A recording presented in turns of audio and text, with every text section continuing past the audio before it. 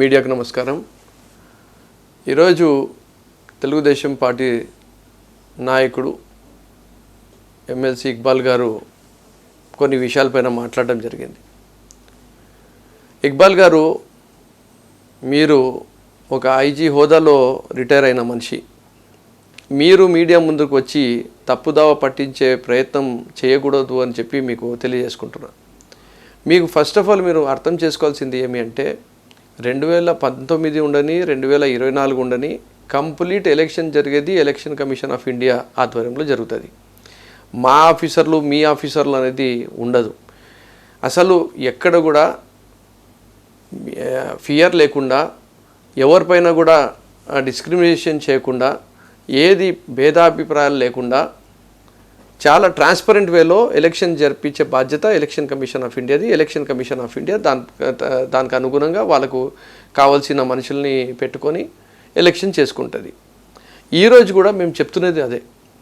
Election చేసింది election commission చేసింది. దాంట్లో చంద్రబాబు నాయుడు గారు ఎంతో వాళ్ళకు తీవ్రమైన ఒత్తిడికి తీసుకొని వచ్చారు. ఇక్కడ ఆంధ్రప్రదేశ్ ఎలక్షన్ కమిషన్ కానీ, India election commission of India కానీ, ఢిల్లీలో కానీ పదే పదే వాళ్ళపైన తీవ్ర ఒత్తిడి తీసుకొని వచ్చి ఎంతోమంది అధికారులని మార్చారు. ఎంతోమందిని వాళ్ళకు వాడుకొని ఇక్కడ పనిచేస్తున్న ప్రభుత్వ ఉద్యోగుల్లో భయభ్రాంతులకు గురి చేశారు.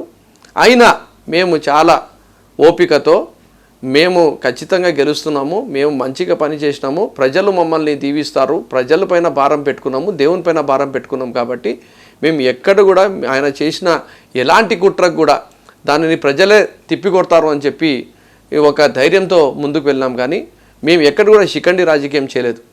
మాచర్లలో జరిగినా, తాడిపత్రిలో జరిగినా, తిరుపతిలో జరిగినా, ఎక్కడ జరిగినా ఆ హింస చేసింది తెలుగుదేశం పార్టీ నాయకులు కాదా అని చెప్పి నేను సూటిగా అడుగుతున్నా. దాన్ని ప్రోత్సహించింది చంద్రబాబు నాయుడు గారు కాదా అని చెప్పి నేను మీకు సూటిగా అడుగుతున్నా. ఎక్కడైతే వైఎస్ఆర్ కాంగ్రెస్ పార్టీకి ఓట్లు బాగా పడతాయో, మెజార్టీ రాగలుగుతుందో ఆ బూత్లని మీరు టార్గెట్ తెలుగుదేశం పార్టీ చేసింది కాదా అని చెప్పి నేను సూటిగా అడుగుతున్నా. మీకు దమ్ము ధైర్యం ఉంటే ఎక్కడైతే గొడవలు జరిగినాయో ఆ బూతుల్లో మీరు ఎందుకు రీపోలింగ్ చేద్దామని చెప్పి మీరు ఎందుకు చెప్పలేకపోతున్నారు? మీరు రిగ్గింగ్ చేయలేదా ఆ రోజు ఆ బూతుల్లో అని చెప్పి నేను సూటిగా అడుగుతున్నా. ఎవరైతే బడుగు బలహీన వర్గాలు ఉన్నారో, ఎస్సీలు, బీసీలు, మైనార్టీల పైన తెలుగుదేశం పార్టీకి సహకరిస్తున్న ఒక వర్గము ఆ ప్రాంతాల్లో, ఆ బూతుల్లో దాడులకు పాల్పడలేదా అని చెప్పి నేను సూటిగా అడుగుతున్నా. ఆ వీడియోలు మీరు చూడలేదా అని చెప్పి మీకు సూటిగా అడుగుతున్నా. మహిళలు చెప్తున్నారు మాచర్ల, ఒక్క సామాజిక వర్గం మేము ఓటు వేయడానికి వెళ్తుంటే మా పైన మొత్తం కర్రలతో దాడులు చేశారు, మహిళలు అని చెప్పి చూడకుండా కూడా వాళ్ళపైన దాడులు చేశారని చెప్పి. ఎందుకండి ఒక్క మాచర్ల పిన్నెల్లి రామకృష్ణారెడ్డి గారి వీడియో ఎలా బయటికి వచ్చింది? ఇంకా 6 చోట్ల ఈవీఎం మెషిన్లు ధ్వంసమైనాయి కదా, మరి ఆ వీడియోలు ఎందుకు రాలేదు? అంటే ఎలక్షన్ కమిషన్ ఆఫ్ ఇండియాలో వాళ్ళపైన ఒత్తిడి పెట్టి వాళ్ళతో పెట్టుకున్న అధికారులని కూడా ఏదో రకంగా మభ్యపెట్టి ఈరోజు తెలుగుదేశం పార్టీ వాళ్ళని కూడా వాడుకొని ఇబ్బంది పెట్టింది వైఎస్ఆర్ కాంగ్రెస్ పార్టీ నాయకులకు. వైఎస్ఆర్ కాంగ్రెస్ పార్టీకి ఎక్కడైతే పోలింగ్ బాగా జరుగుతుందో అక్కడ కాదా అని చెప్పి నేను సూటిగా అడుగుతున్నా. మేము చెప్పాల్సిన మాటలన్నీ మీరు చెప్తే ఎట్లా అవుతుంది?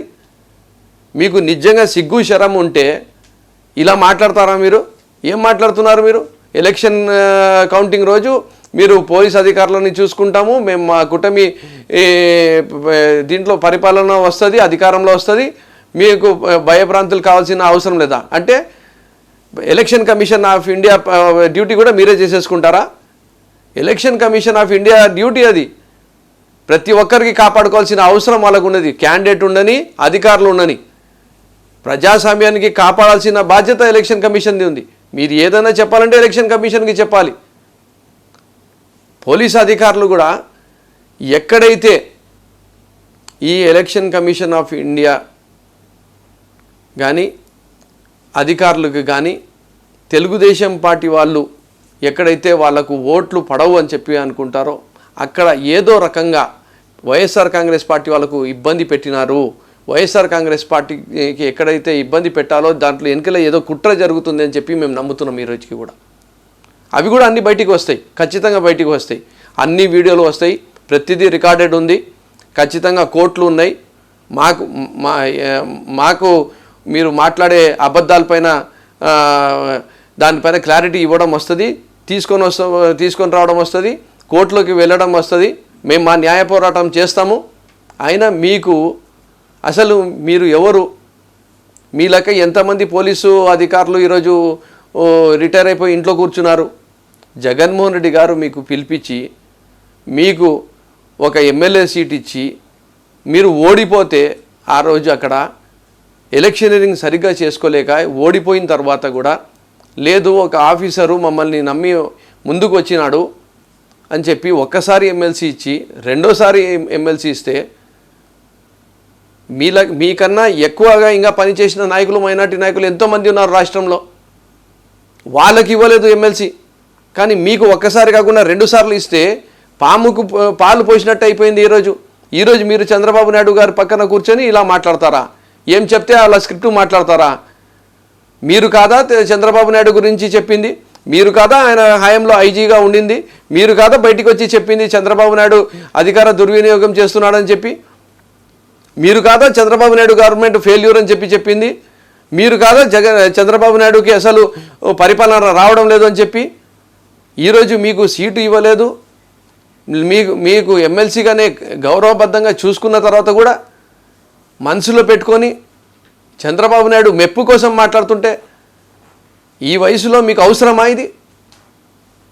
ఏ పార్టీ అయితే మీకు గుర్తించి ఒక్కసారి కాదు, 2 సార్లు కాదు, 3 సార్లు అవకాశాలు ఇచ్చింది, ఒక్కసారి ఓడిపోతే రెండోసారి ఎమ్మెల్సీ ఇచ్చి మూడోసారి ఎమ్మెల్సీ ఇస్తే ఆ పార్టీని మీరు ఈ గురించి ఇలా మాట్లాడుతుంటే ఖబర్దార్, బాగుండదు. ఇది మంచి పద్ధతి కాదు.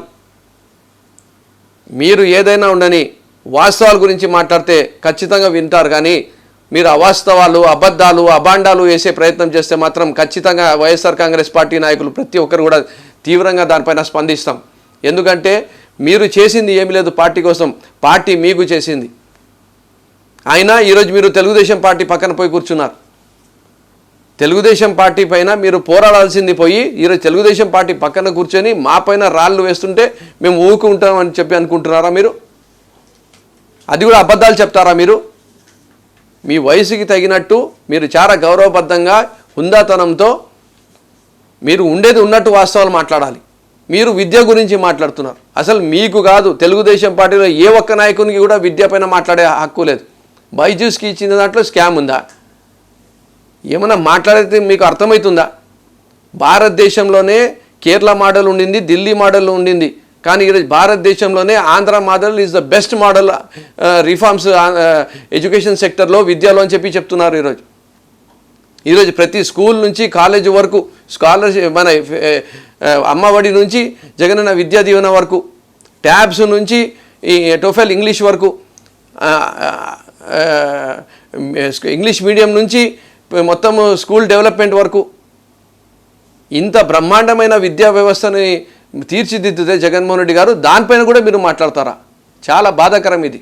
ఈరోజు నేను మాట్లాడుతున్నది చాలా బాధతో మాట్లాడుతున్నాను. ఎందుకంటే మీ పైన ఇంతో గౌరవం ఉండింది, కానీ ఆ గౌరవం కూడా ఈరోజు లేకుండా పోతుంది. మీరు అనుకుంటున్నారేమో కూటమి వస్తుందని చెప్పి. 4వ తారీఖు వెయిట్ చేయండి.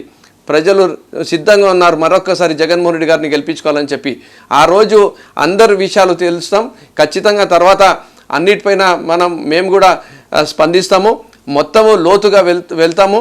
ప్రతి ఒక్క ఆఫీసర్ కానీ, ప్రతి ఒక్కరు కానీ ఎవరైతే మాకు కుట్ర చేశారో, మమ్మల్ని ఇబ్బంది పెట్టాలని చెప్పి చూశారో, ఈ వీడియో లీకులు ఇచ్చారో, సహకరించారో వాళ్ళందరిపైన కూడా చర్యలు తీసుకునే విధంగా మేము కూడా ఎలక్షన్ కమిషన్కి కోరుతామని చెప్పి తెలియజేసుకుంటూ, ఇలాంటి అబద్ధాలు, అబాండాలు, తప్పులు మాటలు మాట్లాడడం మానుకుంటే మంచిదని చెప్పి మీకు మీడియా పరంగా తెలియజేసుకుంటున్నాను.